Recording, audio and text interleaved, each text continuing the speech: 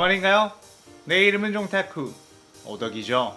우리 종도 여러분, 오늘 하루 어떠셨나요?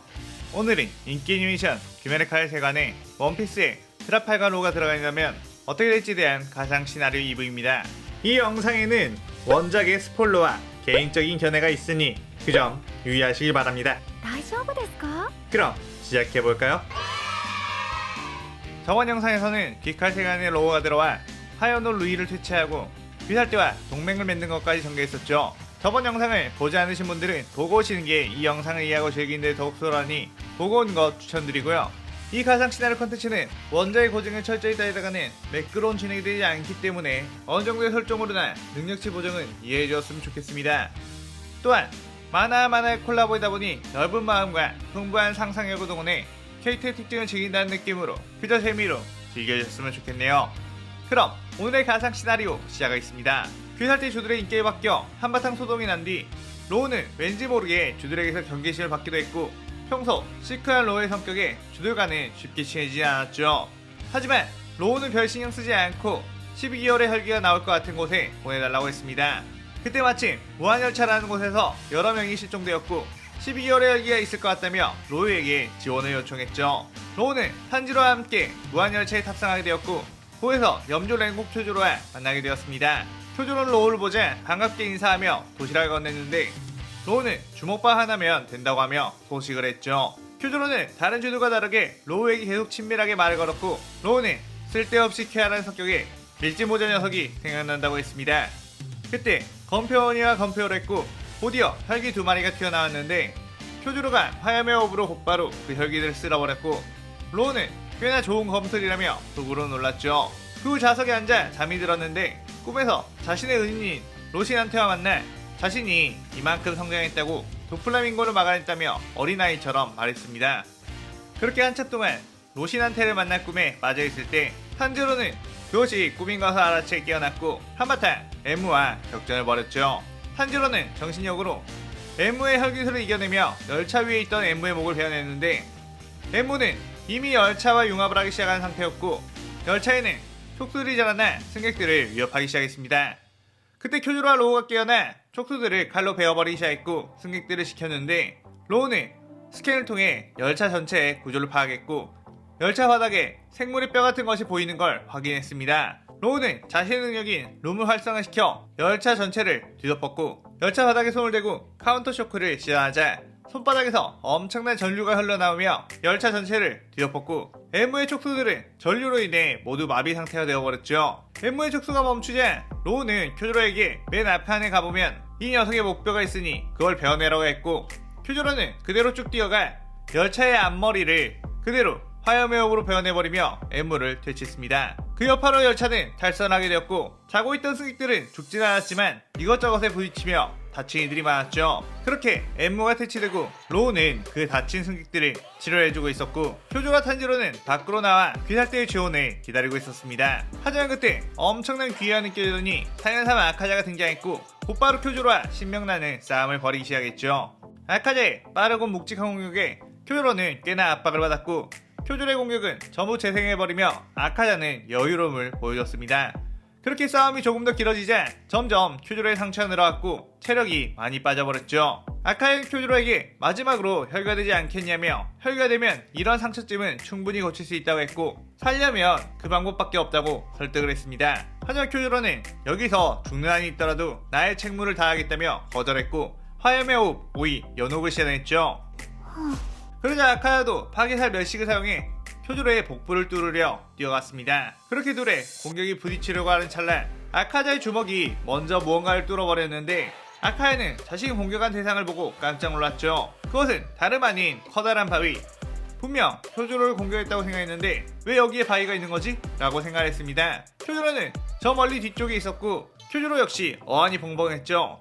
그때 로우가 나오며 발도 자세를 취한 뒤 칼을 휘둘렀고 순간 아카자의 팔이 날아가 버렸습니다. 방금 전 로우는 다친 승객들을 전부 다 치료를 한 후 나와보니 아카자와 쿄조로가 싸우고 있었고 아무래도 회복 능력 차이로 쿄조로가 밀리고 있는 걸 보게 되었죠. 그리고 쿄조로의 연옥 자세를 보자 죽음을 각오하고 모든 힘을 짜내는 걸로 보며 의사로서 그를 죽게 할 수 없었기에 룸을 시전해 그들을 덮었고 쿄조로의 옆에 있는 바위의 위치를 바꿔버린 거였습니다.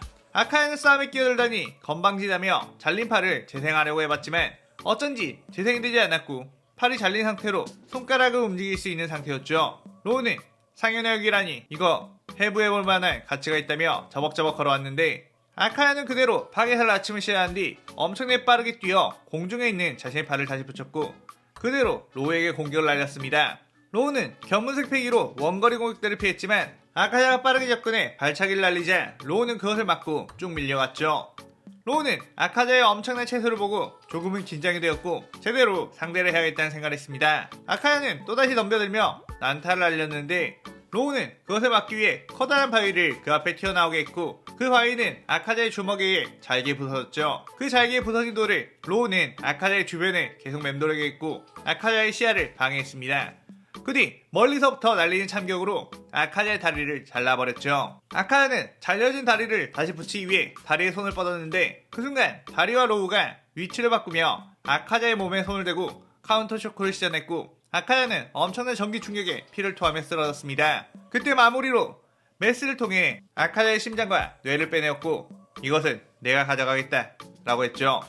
아카자는 중요 장기를 빼앗겨 사실상 패배를 한 것이나 다름없었고 자신이 공격하려고 할 때 뇌나 심장을 자극해버리면 그대로 쓰러지게 되었죠. 혈기의 특성상 장기가 파손이 되어야 재생을 하기 때문에 원상태 그대로 빼내어버린 경우는 원래의 몸 안에서 재생이 되지 않았습니다.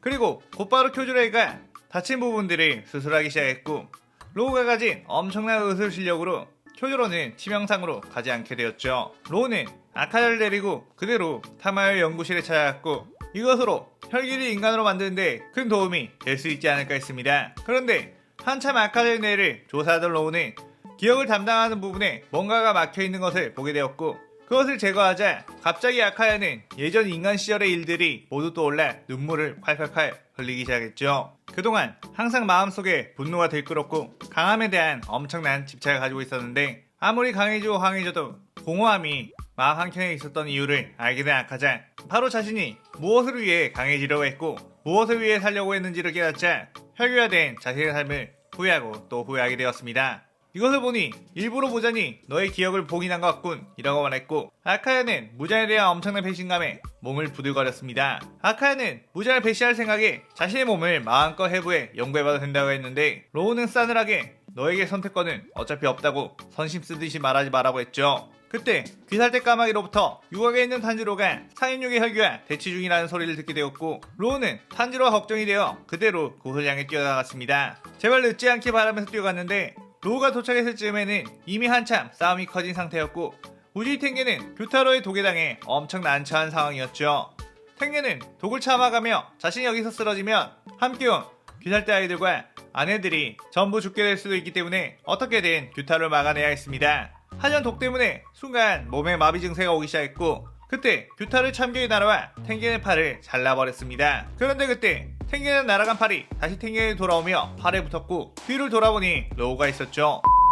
로우는 발도자를 취한 뒤 탱겐과 규타로를 같이 베어버렸고 그 둘의 몸은 반으로 쪼개져 버렸습니다. 탱겐은 이게 뭐하는 짓이냐고 왜 나까지 베어버리냐고 화를 냈고 로우는 잘려진 탱겐의 몸에서 독을 뽑아내는 수술을 진행 후 다시 몸을 붙여줬죠. 탱겐은 이게 말이 되는 상황인가 꿈인가 싶었지만 어쨌든 몸의 독이 전부 사라져 말끔한 상태가 되었고 고맙다고 했습니다. 그때 유타로는 자신의 잘린 몸을 주워들어 다시 붙였고 다키와 함께 로우에게 덤벼들었지만 이들의 실력으로는 견문색 패기를 익힌 로우에게 공격을 맞출 수가 없었고 로우는 크게 칼을 휘둘러 둘의 목을 단칼에 베어버렸습니다. 그리고는 그 베어진 목을 보고는 뭔가 이상함을 느꼈고 메스를 사용해 다키의 심장을 빼내봤는데 심장이 한쪽짜리가 아닌 반쪽짜리임을 알게 되었죠. 로우는 이 둘은 장기를 공유하는 특이한 혈기라는 걸 알았고 이들도 잡아가 연구를 하기로 마음먹은 뒤 규타로의 심장까지 빼내어 하나의 심장으로 붙여 가져갔고 그대로 그들을 포로로 잡게 되었습니다. 그렇게 다키 규타로 자매도 타마의 연구실에 따라가게 되었고 그곳에서 아카자를 보자 야 너도? 야 나도? 를 시작했죠. 타마요는 상현의 혈기들이 자신의 아지트에 이렇게 있는 것을 보고 엄청나게 신기하기도 하며 무섭기도 했는데 일단 계속 연구를 해야 하니 다키 유타로 남매에게 협력을 부탁했지만 그는 타마요에게 엄청나게 까칠하게 되었고 네가 뭔데 이래라 저래라 하냐며 반항을 했습니다. 그러다 타마요는 감히 상현이 말대꾸? 라고 하며 퓨타로 다케 심장을 움켜쥐었고 그들은 피를 토하며 죄송하다고 했죠. 로우는 쟤네들이 말대꾸하면 조지라고 타마에게 심장을 맡겨둔 거였습니다. 그 시점 보자는 상현의 여기들이 타마에게 잡혀있다는 걸 알게 되었고 엄청나게 분노를 하며 상현 소집을 했고 그들에게 찾아가 타마요를 죽이고 상현들을 구출해오라고 하며 이 시나리오 2부가 끝이 나게 되죠. 로우 같은 경우는 상대방의 장기를 빼앗아올 수 있다는 점과 웬만한 부상을 전부 수술을 통해 고칠 수 있다는 점에서 상현들을 포로 잡고 원작에서 큰 부상을 입고 죽은 표주로나 은퇴를 한 탱겐을 고치는 전개를 선택했는데 여러분들이 재밌게 보셨으면 좋겠네요. 다음 시나리오 3부도 많은 기대 부탁드리고 오늘의 가상 시나리오에 대한 감상평도 많이 남겨주세요. 오늘 영상 즐겁게 보셨다면 구독, 좋아요, 알림 설정 누르는 거 잊지 마시고요. 그럼 오늘은 이만 사요나라.さようなら。